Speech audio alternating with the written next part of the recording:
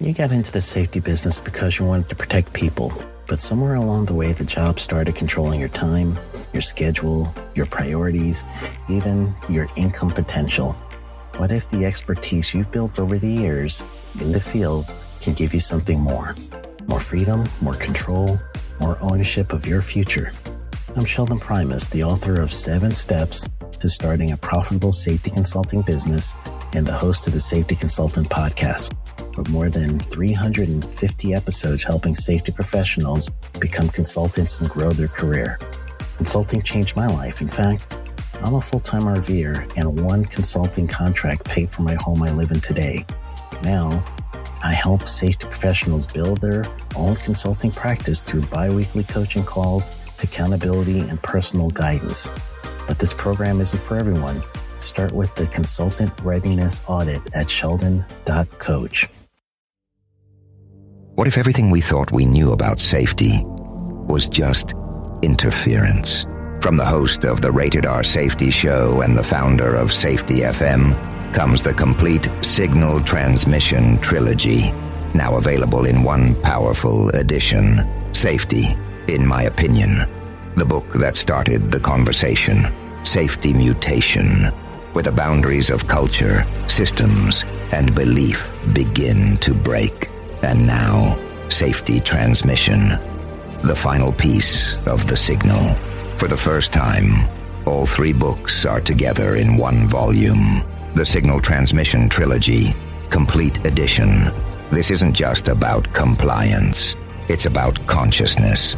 It's about decoding the way we think, lead, and live, inside and outside the system. Whether you've been following the signal since the beginning or you're just now tuning in, this is the version to own.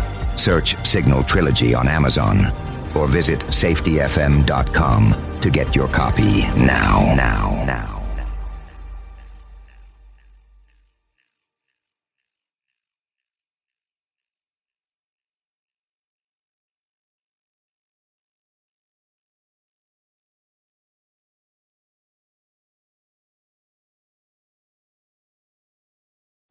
You got into the safety business because you wanted to protect people, but somewhere along the way the job started controlling your time, your schedule, your priorities, even your income potential.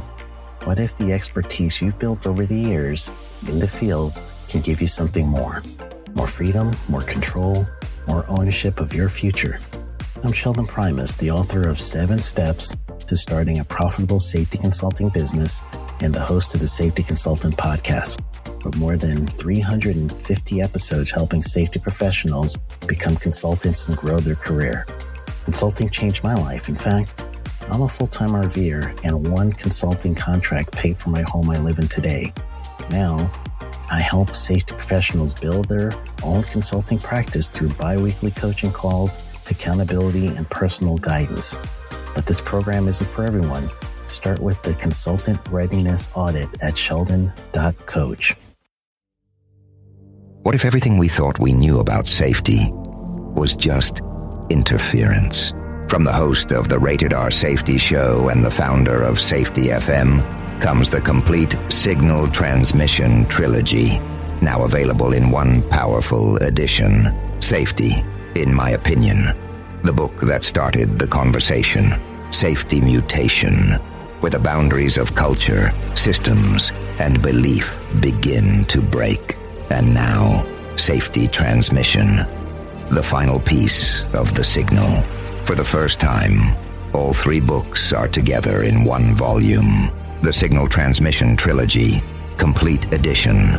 This isn't just about compliance. It's about consciousness. It's about decoding the way we think, lead, and live, inside and outside the system. Whether you've been following the signal since the beginning or you're just now tuning in, this is the version to own. Search Signal Trilogy on Amazon or visit safetyfm.com to get your copy now.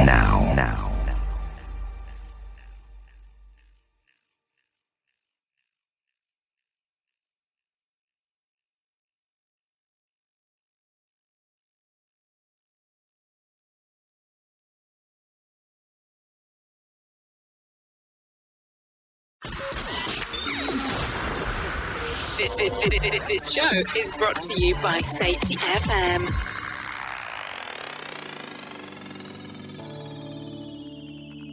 Well, I hope everything is off to a grand start in your neck of the woods as we get into this episode of the Jay Allen Show. Yeah, a little different vibe today, and that is for sure. As we get started going down the path, let's talk about what we have in store for you today. Today, I get to speak to the one and the only Rachael Walla. With over 325,000 views of her safety videos on YouTube. Hold on. Are you a subscriber? If you're not, go now. No, seriously, pause it and go right now and subscribe if you have not subscribed to Rachael Walla's YouTube channel.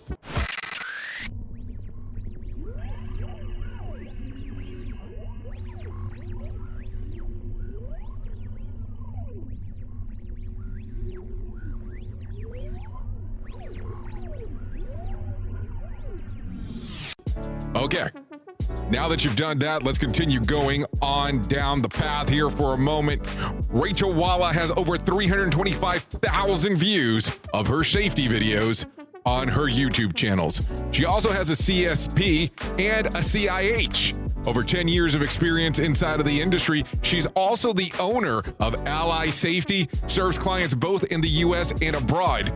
And don't worry, she will operate heavy machinery if you're short-staffed.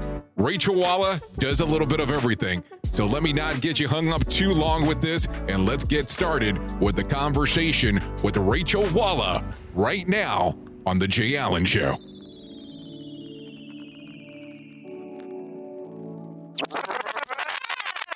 Rachael, I appreciate this. I know that I know that we kind of went the back and forth game, and then you vanished off the face of my planet because of how my spam filter works. So I apologize about that.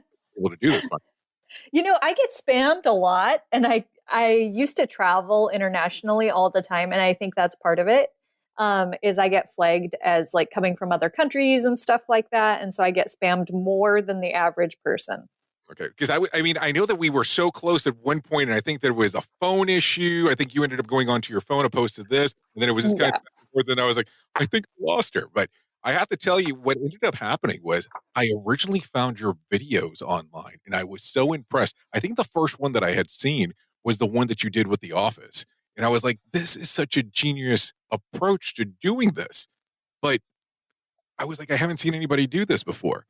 But then that kind of puts me too far ahead of what I really want to ask you about. My whole question about how I start most of this is, how did you get involved in this world of safety? I mean, most people don't just start off in this. But Yeah. you're making this fun somehow.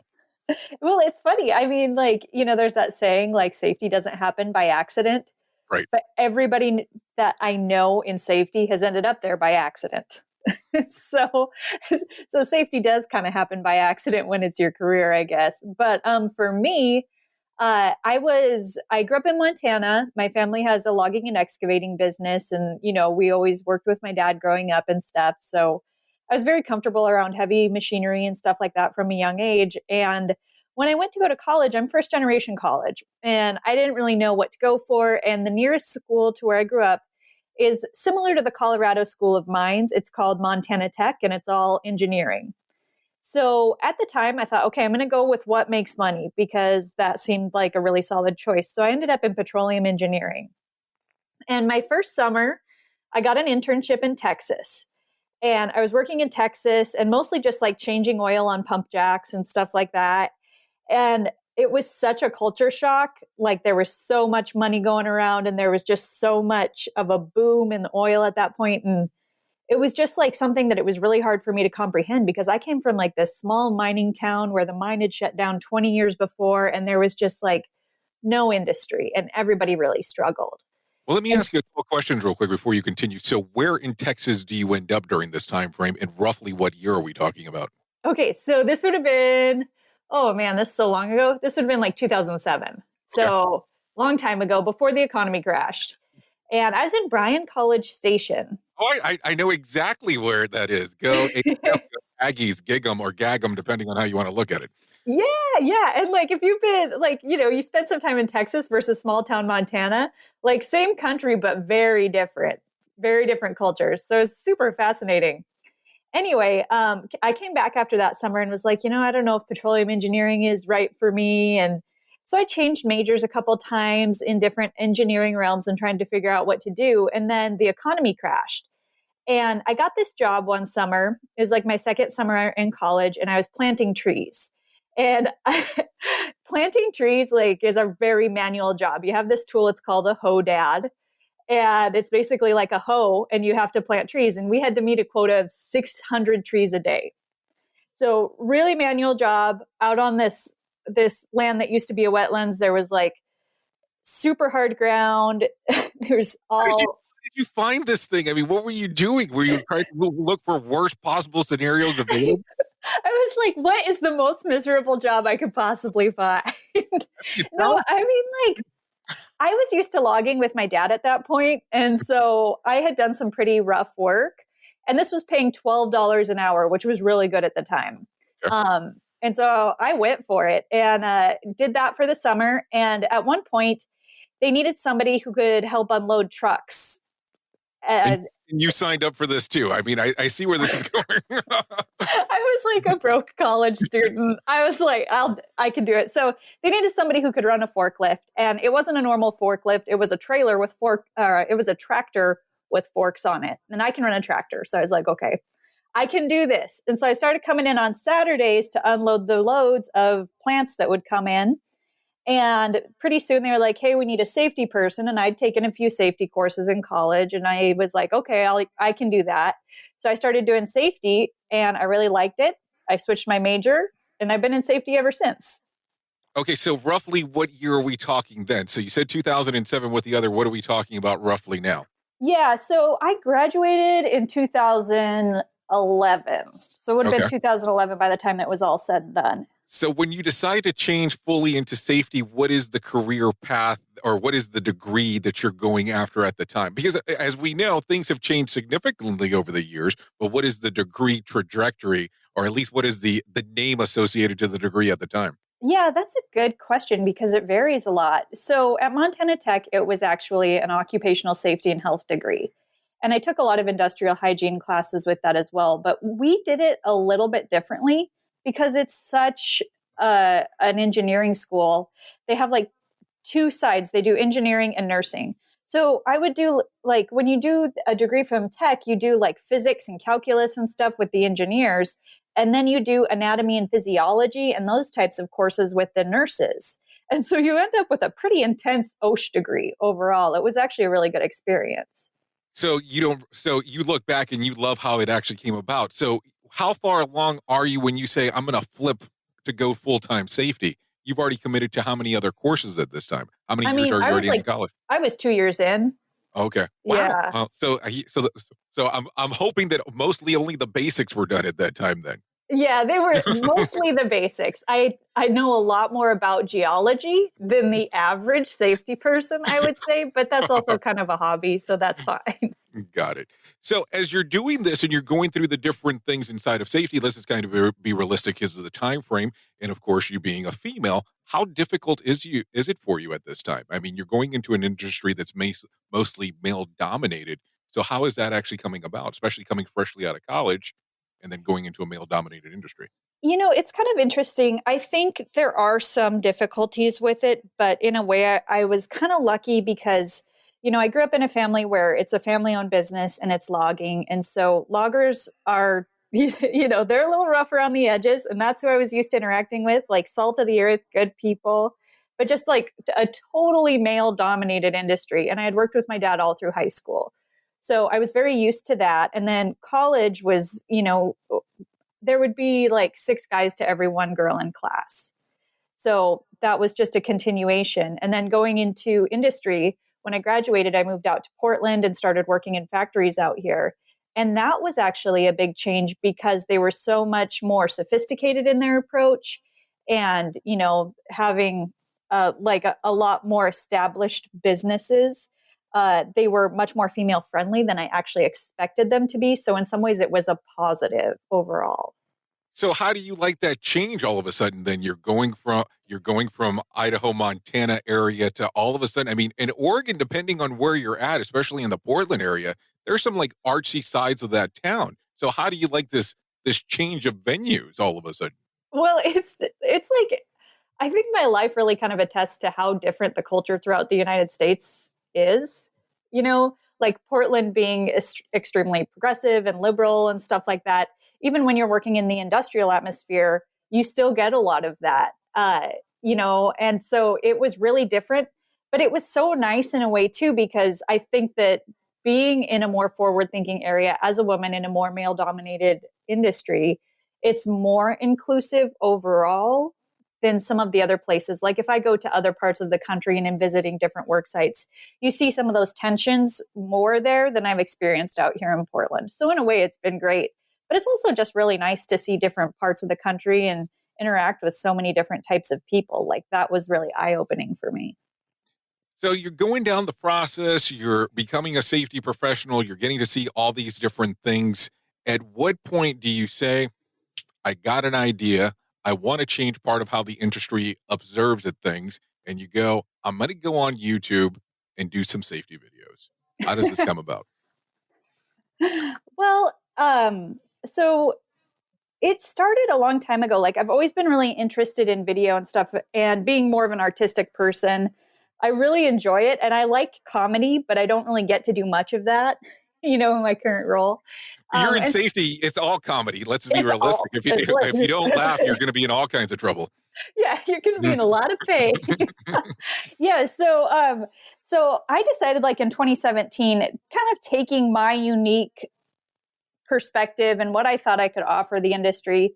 Like what I have trouble with is I think that safety has a lot to offer a lot of people. But the problem is it's kind of packaged wrong. It's not interesting. It's not attractive. It's not like when you hear safety training, you kind of have this internal groan that automatically comes up. It shouldn't be that miserable. I, You I know, think I think root canal right away, to be honest with you. Exactly. And like we're talking about things that are literally life and death. If you don't understand these concepts, you could be killed at work. And so it's Absolutely. so crucial. It's so crucial that people understand it. And it's so ridiculous that it has to be so boring. Like it just doesn't have to be. Like my classic example is the History Channel takes some things that were really not very exciting events and makes them sound significant and engaging and interesting. And I don't know why we can't do the same thing. There's a really rich and fascinating history with safety. And so what I want to do is express that. I'm a little bit limited in how much content I can put out. Generally, it's about one video a week. So I try to hit the top high hitting concepts, but I'm working more and more towards getting into like deeper dives into things like, like the interesting history behind the hazard communication program. Like we don't think about these things, but did you know, like back in the old matchstick factories, exposure to white phosphorus would cause people's jaws to literally rot out of their faces. I had no clue, but it sounds like a perfectly good video that should be coming to a YouTube channel near you. Yeah. It's a fascinating story. It's horrific. But it's like, we don't talk about these things. We in safety don't have time as a safety manager to put this much effort into training. But me making videos, I have more time to do this now. So that's what I want to do. But you kind of do a combination of both worlds. And I hope that you're okay with me saying this, because besides that, you have we'll say, not a normal, but you have a daily job that you go to, but you're also doing this on the side in Yeah. regards of doing the video aspect. So are you seeing, because of how popular you're becoming on the social media aspects, on people requesting specialty videos from you? Are you seeing anything to that extent yet? Or you're just seeing a lot of engagement with the videos that you're currently putting out? Yeah, I'm definitely getting more and more requests for custom videos. And that was kind of like what I wanted to roll this into eventually anyway, because I feel like there's really a need there for it. It took a while for me to get my footing in the video industry to where we were like ready to do that. But I recently just did a big training for a logging company, and I've been working with some other companies out there. And I finally got a film crew that I'm like really excited to work with. So Oh, that's very kind of cool. the awesome thing. Yeah, we have drones, we have GoPros, we have gimbals, we got everything we need to make this awesome. So we're going for it. So as you have visualized the way that training should change in regards on how things are done inside of the industry, what's the big picture vision of what you have going on? I mean, you add some interesting elements, because there is some seriousness to your videos, but there's a lot of comedy tied into it as well. but it doesn't get lost in translation. So Yeah, well, thank you. where do you see this actually going? Like where would you like to see the industry at? I mean, there has to be some kind of goal. And I mean, of course, I don't want you to give away your trade secrets on what you're wanting to do, but also at the same time, you have to have this vision because you're taking these things that are already existing to some extent and doing some things with it. But what is your goal? Like, what are you seeing that it should go forward to? I think it should go forward to really high quality productions. I mean, if Mike Rowe can make his show, what was it, Dirty Jobs, I don't know why we can't do Dangerous Jobs. There is a richness there, there's a story, there's a fascinating background, and we can do that sort of richness in a training environment. So adults learn really well by storytelling, and we learn by things that we already understand, so we've got a comfort level there. And I think sometimes what is left out in videos that are produced and created by people who don't work in industrial environments is an appreciation of the beauty of the environment and how interesting it is. So for example, this logging video I recently did, we were able to get some amazing, cool drone shots of like skidders and processors and all those interacting from this, seeing it from the sky and looking down in. And then you can get these closer shots of like, chokers being tied and the gloves. And it gives you such a sense of space and feeling that when you go to do the training point, you have that context already there. And, like I lead the trainings that I do on my YouTube video because most of it's done by me at this point. But some really cool things are when you have people in the industry that are willing to be on camera and willing to talk about things and explain things. And it gives it so many layers of depth as well. And like now we're talking about virtual reality training and things like that. Virtual reality is awesome and it's great. And it's an engaging way to get people going into their safety training to where they can visualize what's going to happen on such a deeper level than they have before, that I think that the possibilities haven't even scratched the surface yet. This is The Jay Allen Show. We all want to make sure that our family is protected in medical emergencies. What many of us don't realize is that health insurance won't always cover the full amount of an emergency medical flight. Even with comprehensive coverage, you could get hit with high deductibles and copays. That's why an Air Medcare Network membership is so important. As a member, if an emergency arises, you won't see a bill for air medical transport when flown by an AMCN provider. Best of all, a membership covers your entire household for as little as $85 a year. AMCN providers are called upon to transport nearly 100,000 patients a year. This is coverage no family should go without. Now, as a Jay Allen Show listener, you'll get up to a $50 e-gift card with a new membership. Simply visit airmedcarenetwork.com/safety and use the offer code SAFETY. And don't forget to tell them that Jay Allen sent you. And we are back on The Jay Allen Show on Safety FM. So you bring up virtual reality, so I'm, of course, going to bring up the other side of the equation. How do you look at this then tying into as well to augmented reality, which seems to be becoming more and more popular now? That's something I don't know a whole lot about. So I wouldn't be sure how we're going to manage that road in an industrial environment.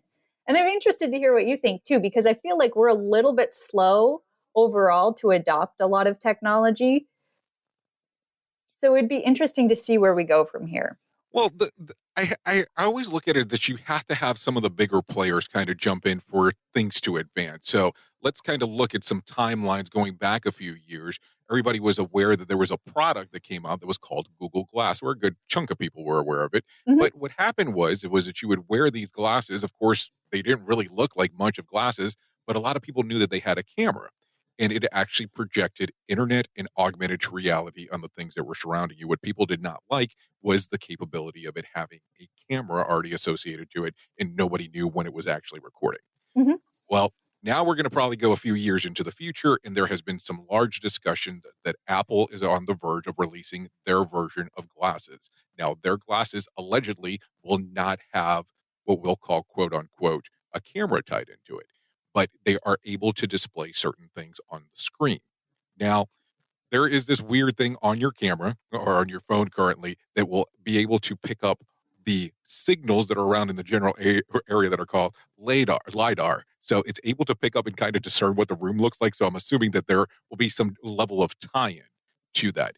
So that would give you the option. So let's say, for instance, right now you had a newer iPhone. We'll just use that as a perfectly good example. And you had the IKEA app. As long as that phone has that LiDAR option on there, and there is a piece of furniture from the IKEA store that you're interested in, as long as the phone is pointing to the area where you would want that piece of furniture, it would give you a fake or an augmented reality version of what that room would look like with that piece of furniture there that's not really there. So this ties into something that I think that if we start seeing it inside of the safety industry, we could do a lot of strange things and maybe even some cool things, depending on how that will actually go forward. I like that we could do a lot of strange things with this technology. Well, it's true because let's think about it for a moment. If you turn around and let's say, for instance, that somebody has never seen a catastrophic event, Mhm. you could actually put it into an area, saying that an app would allow you to do so. Not a lot of people are going to want to see that because if you've ever been involved with a catastrophic event, you know that it changes a lot on the way that you look at things. Absolutely. Yeah. So that's why I say that technology is good and bad depending on how you want to look at it, but it's some strange stuff that you can do. I don't always try to go to scarcity, which is an easy thing to do, but also at the same time, too, you want to be able to see what other different things you can do. I mean, a lot of the virtual reality that I'm seeing now is that it trains people on how to do X Hmm. in most organizations, which is fine. The problem that we're running into with, of course, with everything going on because on how the pandemic is actually went through, not a lot of people are volunteering to be using virtual reality at the moment. And it's not like a lot of people actually have it at home. Yeah. Yeah. It's not as widespread as you would think, being that it's pretty easy to buy the headset and kind of get it started. You can even get virtual reality cameras that aren't that expensive. So it's interesting that it's not quite there yet. Well, Um, the interesting part about that is that if you kind of remember when Oculus, which is kind of one of the bigger brands that are out there, before Facebook bought them, you were wired and tethered to a computer. That was really the way that it is. They have oh, I actually didn't see that version. oh yes, so they're now advanced enough that you don't have to be tethered to a computer, but legitimately they probably gave you, give or take, probably about 10 feet to move from that computer, and you were all wired down. I mean, Whoa. there is still some level of wires now, but you could only do it based on the power of the actual computer and the length that you could go. The reason why I know this is because I had to be an early adapter, of course, so I had to have it, and I was just like, "Wow, this is really interesting." And That's I wish I awesome. understood programming. Yeah, for sure. You know what I think of though, when I think of like how we could potentially use this, it's not so much in the everyday procedural trainings, although it's useful there too. But it's like, I think of things like confined space training, where you go into a confined space and you put people in a scenario where things don't go as planned, like there's a gas leak or, somebody passes out or faints or whatever. How do you respond then? And you get people to think on their feet and react. And that's where I think it would be pretty useful in safety overall. But there's also this interesting thing that the pandemic has brought up.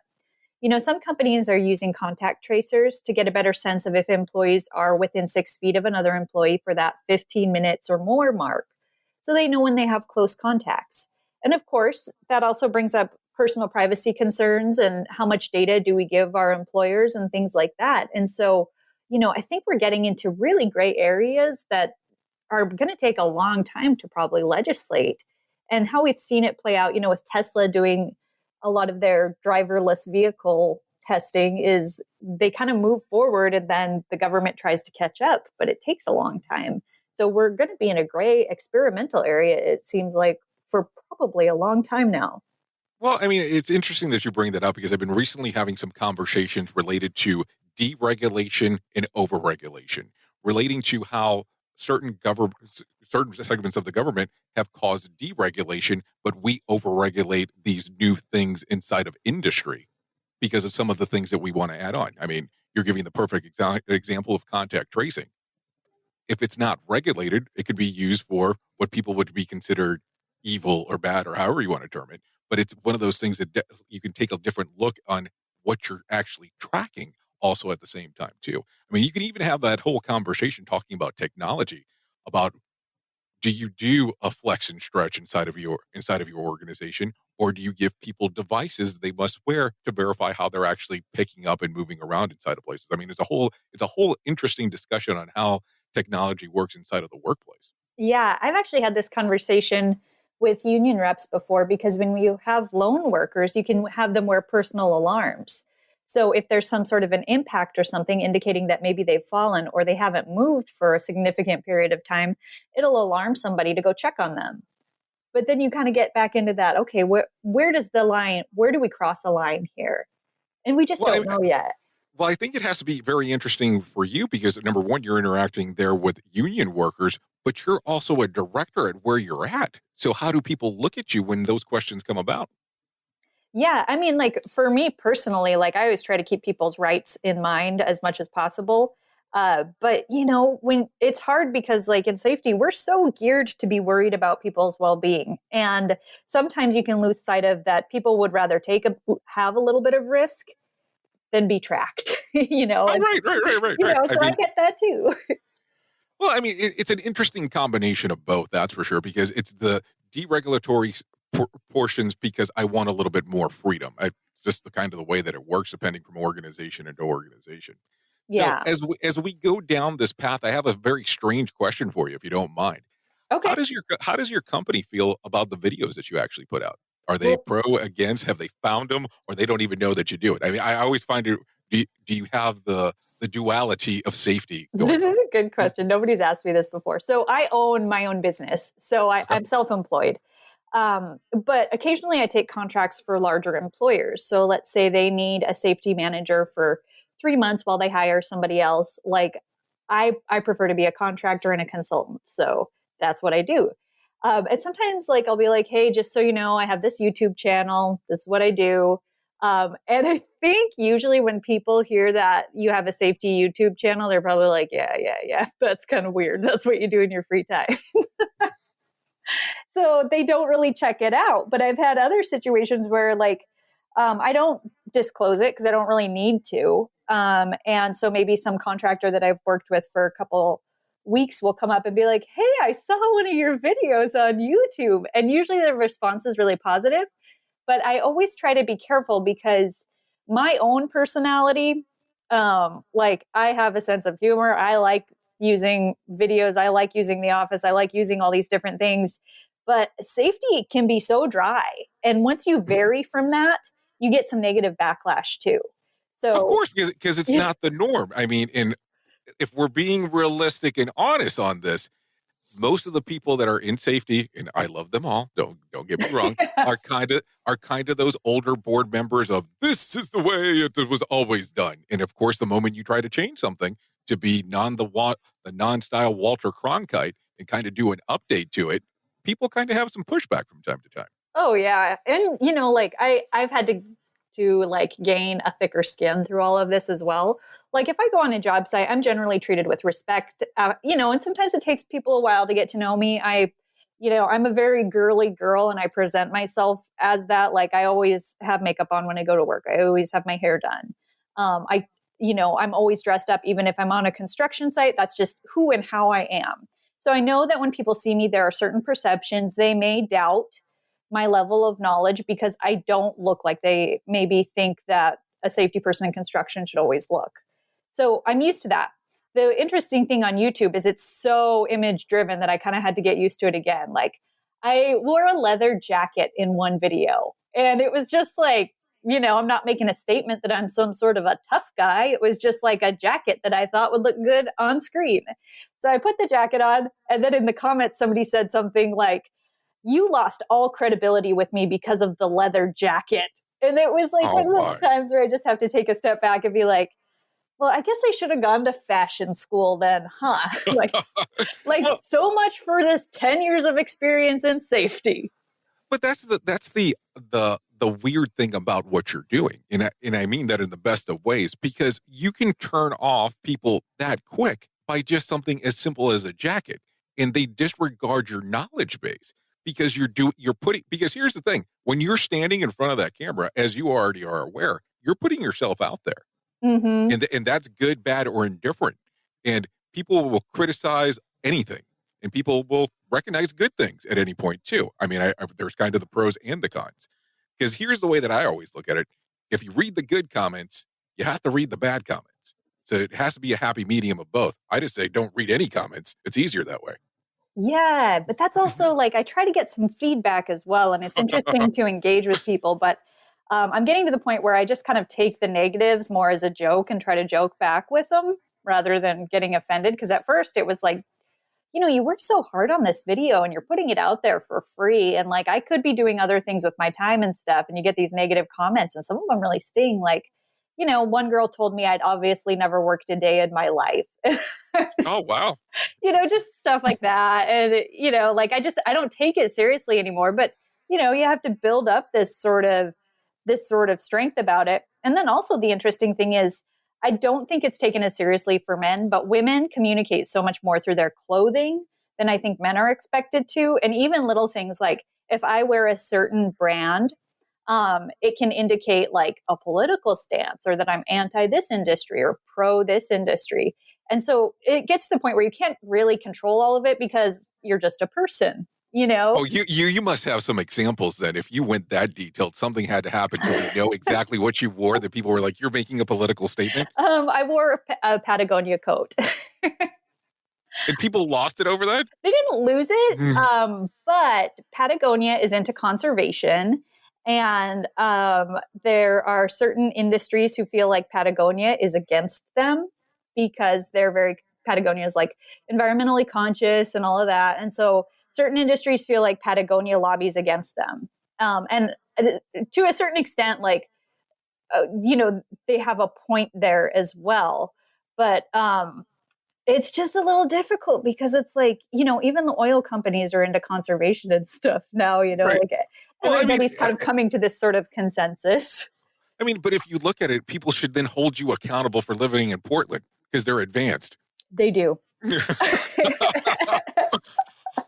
Wow. Yeah. So, I mean, like, we're just in this sort of political tension here. And overall, like we're kind of focusing on the weird and the negative Right. things. Overall, it's like hugely positive. But as a safety professional, putting myself out there, these have just been some of the odd things I've had to deal with and had to realize. Oh, but let's be realistic. We mostly as safety pros actually focus on the negative because that's normally what people normally call out. So that's the only reason I referenced it. Now, I do have a couple of more questions if you don't mind. How does it work for you with when you're using like something like The Office? So something like The Office was one of the first video of yours that I had seen. Mhm. Does YouTube ever say anything to you because that's considered copyrighted material? And I'm just curious on how it works. Yeah, that's a great question. So there is the fair use doctrine, which is actually really difficult to follow. It's kind of a gray area in a lot of ways. So you can use clips, you should credit them, but also like you have to be kind of discussing about the clip, which I am in the Office video. I'm like talking about how the Office could be seen as like portraying safety culture and what we learn about from the Office. But the problem is like I used probably too many clips from The Office in that one. And so I do have a copyright claim on that video. So I'm monetized on YouTube, and any profits that come from that video go to NBC. Got it. So I was it happens. that's why I was curious on that particular one because YouTube is a good medium and it's a weird medium all at the same time as well because it wasn't like you were airing the show and saying, "Oh yes, I'm trying to add myself in as a character." Right. Yeah. And so like I've researched the fair use stuff and I try to do it as responsibly as possible because it's not a personal account, it's a business account, and I always try to do that, but it's a difficult one to follow. And so I just know like putting my stuff out there, if I'm not sensitive to it, it can be something where, the profits end up going to the company who originated the content. And in the case of the Office one, like I'm happy with how that video turned out. I'm happy with what it communicates. And I'm happy to be like, yeah, credit to The Office, I guess. Because overall, like there is a lot of Office clips in there. And I think that's fair. Well, I mean, and they only get normally 1.4 billion downloadable minutes per week. I mean, why would you want to be associated to that, right? So let me ask, so have you ever had a video that you created, you put your time into and everything that you did into it, and then all of a sudden you decided not to release that particular video? There are ones that I've kind of like maybe turned a little sideways on and decided to do it differently. I always want what I put out to be really good.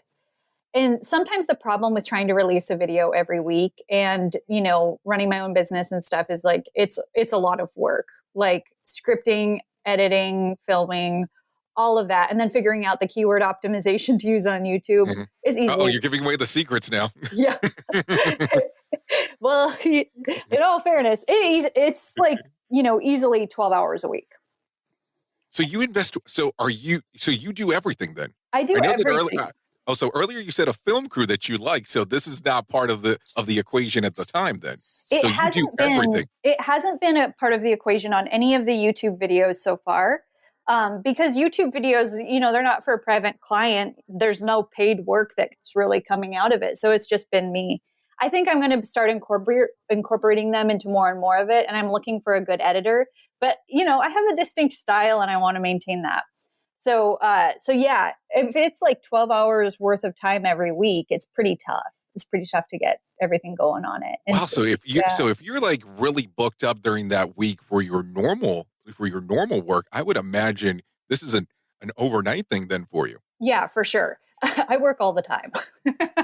You're not supposed to confess to that, I don't think. I don't know. Like if I talk to safety people, we work a lot, I know, but I don't think we're supposed to admit it. We're supposed to say, you're supposed to sleep 7 to 9 hours a day, which I don't even know what that means, but yes. Well, I think if you read, there's like this book called The 48 Laws of Power, and it's talking about everything that you do, you should pretend like it's no effort, like, oh yes, I woke up this morning, didn't do any makeup, just walked straight into the studio, did a YouTube video and released it. And then I went and had breakfast. And it's like, YouTube does not work that way. But that's what people assume, because here's the thing. For the people that don't, or maybe not familiar with your stuff, they might see it for the first time and think you're an overnight sensation, not realizing all the work that you've put into it in regards to the recordings that you've done, the time inside of the industry that you've done, and then all of a sudden now you have a popularized channel. Yeah, I can definitely people only see the success and go, oh, overnight sensation. Yeah, they don't see like, the 10 years of industry experience, the hours of studying for the CSP and the CIH and, and the logging. Let's not forget the logging and going all the way down to Texas too. That is part of the story for sure. Yeah, definitely. Yeah. And so I think, as you well know with your own podcast and everything, like it takes so much time and effort, in the end, like it may look like an overnight success, but it's overnight success. Like how many sleepless nights were put into this? Let's quantify that. Well, I always find it fun because I want people to assume whatever they want it to be. If they think it's an overnight success, let them think what they want. We'll just move forward from there. Yeah. So questions. If people wanted to book you for an event, do you do those? Do you actually do speaking engagements and all that kind of fun stuff? And I know with some kind of limitations at the moment due to the pandemic, are you taking any bookings online? Well, I am doing some stuff this year. It's limited with COVID. I haven't actually done any speaking engagements, but I am doing video partnerships with different companies. And you can contact me through my website, which is allysafety.com for any of that.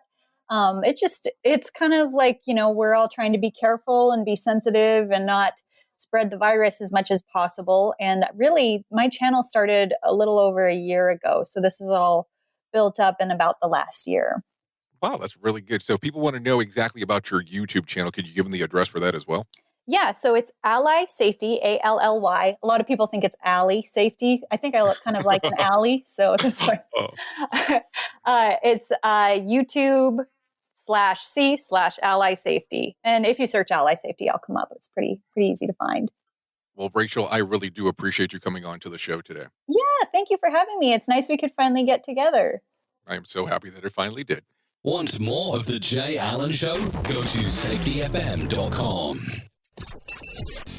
The views and opinions expressed on this podcast are those of the host and its guest and do not necessarily reflect the official policy or position of the company. Examples of analysis discussed within this podcast are only examples. They should not be utilized in the real world as the only solution available, as they are based only on very limited and dated open source information. Assumptions made within this analysis are not reflective of the position of the company. No part of this podcast may be reproduced, stored in a retrieval system, or transmitted in any form or by any means, mechanical, electronic, recording, or otherwise, without prior written permission of the creator of the podcast, Jay Allen. You got into the safety business because you wanted to protect people, but somewhere along the way, the job started controlling your time, your schedule, your priorities, even your income potential. What if the expertise you've built over the years in the field can give you something more? More freedom, more control, more ownership of your future. I'm Sheldon Primus, the author of 7 Steps to Starting a Profitable Safety Consulting Business and the host of the Safety Consultant Podcast, with more than 350 episodes helping safety professionals become consultants and grow their career. Consulting changed my life. In fact, I'm a full-time RVer, and one consulting contract paid for my home I live in today. Now, I help safety professionals build their own consulting practice through bi-weekly coaching calls, accountability, and personal guidance. But this program isn't for everyone. Start with the Consultant Readiness Audit at sheldon.coach. What if everything we thought we knew about safety was just interference? From the host of the Rated R Safety Show and the founder of Safety FM comes the complete Signal Transmission Trilogy, now available in one powerful edition. Safety, in my opinion, the book that started the conversation. Safety Mutation, where the boundaries of culture, systems, and belief begin to break. And now, Safety Transmission, the final piece of the signal. For the first time, all 3 books are together in one volume. The Signal Transmission Trilogy, Complete Edition. This isn't just about compliance. It's about consciousness.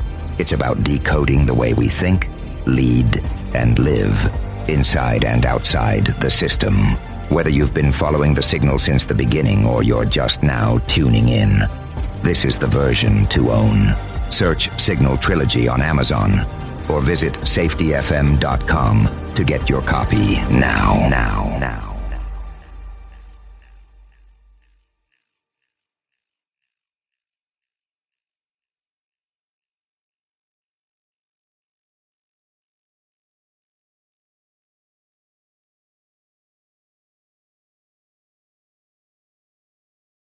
You got into the safety business because you wanted to protect people, but somewhere along the way, the job started controlling your time, your schedule, your priorities, even your income potential.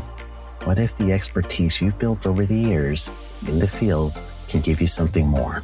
More freedom, more control, more ownership of your future. I'm Sheldon Primus, the author of 7 Steps to Starting a Profitable Safety Consulting Business and the host of the Safety Consultant Podcast, with more than 350 episodes helping safety professionals become consultants and grow their career. Consulting changed my life. In fact, I'm a full-time RVer, and one consulting contract paid for my home I live in today. Now, I help safety professionals build their own consulting practice through bi-weekly coaching calls, accountability, and personal guidance. But this program isn't for everyone. Start with the Consultant Readiness Audit at sheldon.coach. What if everything we thought we knew about safety was just interference? From the host of the Rated R Safety Show and the founder of Safety FM comes the complete Signal Transmission Trilogy, now available in one powerful edition. Safety, in my opinion, the book that started the conversation. Safety Mutation, where the boundaries of culture, systems, and belief begin to break. And now, Safety Transmission, the final piece of the signal. For the first time, all 3 books are together in one volume. The Signal Transmission Trilogy, Complete Edition. This isn't just about compliance. It's about consciousness. It's about decoding the way we think, lead, and live, inside and outside the system. Whether you've been following the signal since the beginning or you're just now tuning in, this is the version to own. Search Signal Trilogy on Amazon or visit safetyfm.com to get your copy now.